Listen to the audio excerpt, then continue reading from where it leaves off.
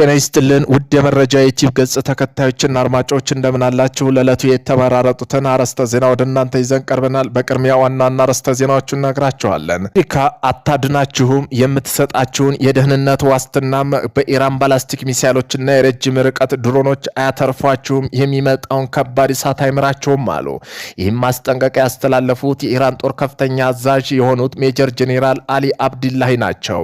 ከአሜሪካ ጋር የቆማችሁ ሀገራት ወየውላችሁ ከሚመጣው የእሳት ማዕበል አትተርፉም ሲሉ እየመጣ ያለ ኢራን አደገኛ ማዕበል የሀገሪቱ ጠላቶችን ለመጠራረግ እንደተዘጋጀ ጠቁመዋል። ጄኔራሉ ዛሬ በሰጡት መግለጫ ለወንጀለኛውና ወራሪው የአሜሪካ ጦር መከላከያ ጋሻ በመሆን የሚያገለግሉ ቀጠናዊ ሀገራት ሙሉ በሙሉ ኢራን የምትወስደው መጠነ ሰፊ እርምጃ የእሳት ማዕበል እንደሚወድሙ ዝተዋል። በመሆኑም ኢራንም በዚህ ቀይ መስመሯን አስምራለች። የኢነርጂ መሰረተ ልማታችንን ከደበደባችሁ የባህር ሰላጤ የነዳጅ መስመር እናወርማለን ሲሉ ገልጸዋል። ትራምፕና ኔታንያሁ ኢራን በሰላም እንድትኖር ፈጽሞ ሊፈቅዱላቸው አይችሉም ብለዋል። አሜሪካና እስራኤል ምናልባት በዚህ ቅዳሜና እሁድ ወይም በሚቀጥለው ሳምንት በኢራን የኃይል ማመንጫዎችና ማጣሪያዎች ላይ ያነጣጠረ ከፍተኛ የጦርነት የቦምብ ድብደባ ዘመቻ እየተቀናጁ ይገኛሉ። ሲቢኤስ ዌል ስትሪት ጆርናል አክሲዮን በተመሳሳይ ሰዓት ይፋ እንዳደረጉት ዛሬ በካምፕ ቪዳ በተደረገው ስብሰባ ላይ በኢራን የኤነርጂ መሰረተ ልማቶች ላይ ለብዙ ቀናት የሚቆይ የድብደባ ዘመቻ ታቅዷል።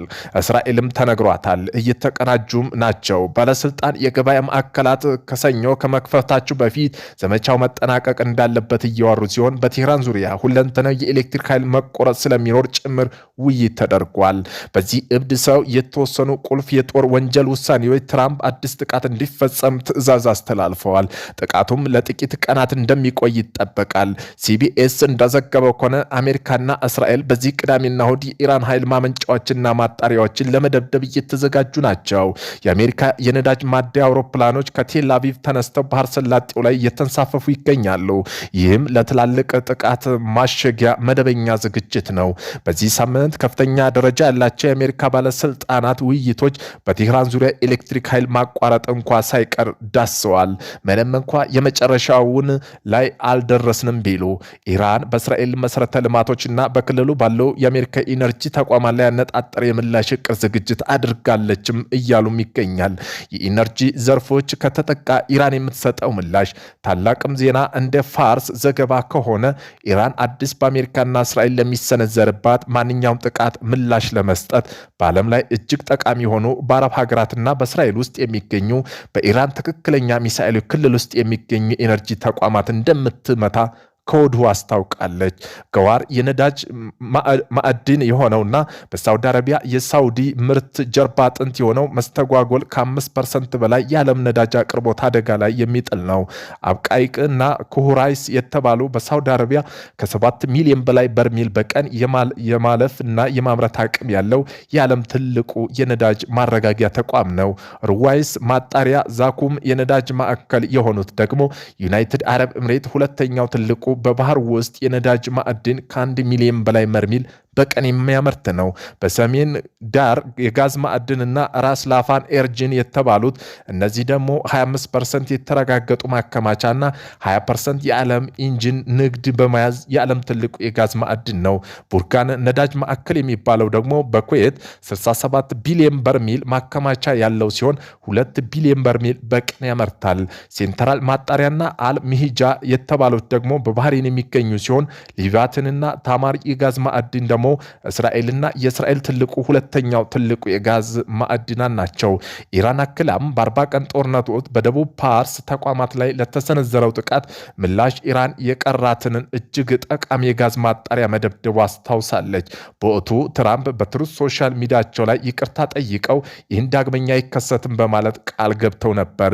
ትራምፕ ከዚህ ቀደም ሁልጊዜ አይናቸውን አቅልለው ብላንክ አድርገው ምክንያት ኢራን የምትለው እንደሚያደርጉ ያውቁ ነበር። የጂኦ የጂኦፖለቲክስ ባለሙያ ብራንዶር ዊቸር እንደገለጹ ከሆነ ይህ ቅንጅት አሁን እንደሚሰበርና የሚከተለውን ምንም መውጫ የሌለው መሰላል እንደሆነ ይነገራሉ። ኢራን ከዚህ በፊት ታይቶ በማይታወቅ መልኩ ምላሽ ለመስጠት እየተዘጋጀች ነው። ከዚያም በላይ በከፋ ሁኔታ ምላሽ እንሰጣለን ሲሉ ያስገድደናል ብለዋል። እናም አሁን ራሳችን ዳግመኛ በዚያው የማባባስ ወጥመድ ውስጥ እናገኘዋለን። እያንዳንዱ ወገን የሰጠውን የመጨረሻ መልስ በሌላው ይመለሳል። በዚያም ጊዜ ማንም ንጹህ ሆኖ አይመጣም ብለዋል። ትራምፕ የስታቲክ ገበያውን ክፍት በሆነበት ሰዓት ጠብቆ አይዋጋም፣ ምክንያቱም በሳምንት ውስጥ የሚደረግ ጥቃት ዋጋ እንዲጨምር ስለሚያደርግ ይልቁንም የስታቲክ ገበያውን እንዲዘጋ ድረስ ቅዳሜና እሁድ ይጠብቃሉ። ከዚያ ቦምብ መጥለቅ ይጀምራሉ በገበያው ሲዘጋ ብለዋል። ትራምፕ ገበያውን የሚቆጣጠረው በዚህ መልኩ ነው። ስለዚህ ይህ ሰው እብድ ነው። እሱ ገና ሄዶ ኢራን መሰረተ ልማት ይወጋል፣ ኢራን ባልጠበቀችው ቦታ ጭምር። ከዚያም በእስራኤል የሚደረገው መጪው የጥቅምት ምርጫ ለማሸነፍ ተስፋ የቆረጡ ኔታን አሁን ይቀላቀሉታል። ይህንን ከንቱ ውንጀላ አትቀበለውም። አሜሪካና እስራኤል የኤነርጂ መሰረተ ልማቷን ከደበደቡ በባህር ሰላጤው ዙሪያ ያሉ የኤነርጂ መሰረተ ልማቶች ይደበደባሉ። ኢራን ትራምፕን እንዲደበድቡ ፈትነዋለች። እስራኤል ጠንካራ የኤነርጂ መሰረተ ልማት የላትም። ስለዚህ ኢራን የባህር ሰላጤውን ሀገራት ጨምሮ ሌሎች ስትራቴጂካዊ መሰረተ ልማቶች እንደምታነጣጠር ትናገራለች። ትራምፕና ኔታንያሁ በባህር ሰላጤው ሀገራት ላይ የበቀል ሊያስከትልና የኢነርጂ ቀውስ ሊያባብስ የሚችሉ የኢራን የኢነርጂ ዘርፍ ለመደብደብ ለምን ፍላጎት አላቸው? እስራኤል የሚገኘው ጥቅም ምንድን ነው? የእስራኤል መንግስት ለፖለቲካ ህልውና ጦርነት ይፈልገዋል። እናም እሱን ለማስቀጠል የሚረዱ መንገዶች አለማቋረጥ ይፈልጋል። እስራኤል እንደምትጠቃ እናውቃለን። ምክንያቱም ኔታንያሁ በስልጣን መቆየት ይፈልጋሉ። ስለዚህ በስልጣን ለመቆየት የሚያስችለውን ሰበብ ማግኘት የኢራን ጥቃቶች ያስፈልጋሉ። ኢራን እስራኤል በቀጥታ ያልጠበቀቻቸው ምክንያት ይሄ ነው። ምክንያቱ ኔታንያሁ በእስራኤል ላይ የሚሰነዘር ጥቃት ምርጫ ለማቆም ለማዘገየት ወይም ተጽዕኖ ለማድረግ እንደ ማረጋገጫ እንዲጠቀምበት ስለምትፈልግ ነው። ስለ ትራምፕ ስንመለከት ምንም ግልጽ እቅድ የሌለው ይመስላል። እሱ የሚያስበው ኢራን በቀላሉ መደብደብ እጅ እንድትሰጥ እንደሚያደርጋትና ኢራን ወደ ድርድር ጠረጴዛ እንዲመልሳት ነው። እነዚህ ሰዎች እብዶች ናቸው። ይህ በእንዲህ እንዳለ አሜሪካ በሁለት 10 ዓመታት በላይ ቆይታ በኋላ በኢራቅ ውስጥ ያላት ወታደራዊ ይፋዊ መገኘት እንደምታበቅል ተዘግቧል። አልሞትሪ እንደዘገበው ከሆነ አሜሪካ ኃይሎች ፓትሪዮት የአየር መከላከያ ባትሪዎች ኤርባል ማስወጣት የጀመረች ሲሆን ቀስ በቀስ በኢራቅ ኩርዲስታን የሚቀሩትን የአሜሪካ ወታደሮች እስከ መስከረም 30 ድረስ እንደሚወጡ ይጠበቃል። ይህ በተጠናቀቀ በ2003 ወረራ ወዲህ ኢራቅ የአሜሪካ ወታደራዊ መገኘት የሌለባት የመጀመሪያው ጊዜ ሆኗል። ይህ በተዘገበ መውጣትም የአሜሪካ አቅማቸው ላይ የጨመረ የመጣው ጥቃት ተከትሎ በኢራቅ ኩርዲስታን የሚገኙ የአሜሪካ ተቋማት ያነጣጠሩ ተደጋጋሚ ድብደባዎች ተከትሎ ነው። ይህ በክልሉ ውስጥ ወደፊት የተሰማሩ የአሜሪካ ኃይሎች እየጨመረ የመጣው ተጋላጭነት ያሳያል። የመጨረሻዎቹ 5 የቀሩት ፓትሪዮት ሲስተሞች ኤርባል አውሮፕላን ማረፊያ ወጥተዋል። የኢራቅ ኩርዲስታን አሁን ለመጀመሪያ ጊዜ ጸረ ባላስቲክ ሚሳይል መከላከያ ሲስተሞች ሳይኖርባት ለኢራን ሚሳይሎችና ድሮኖች ምህረት ተዳርጓል።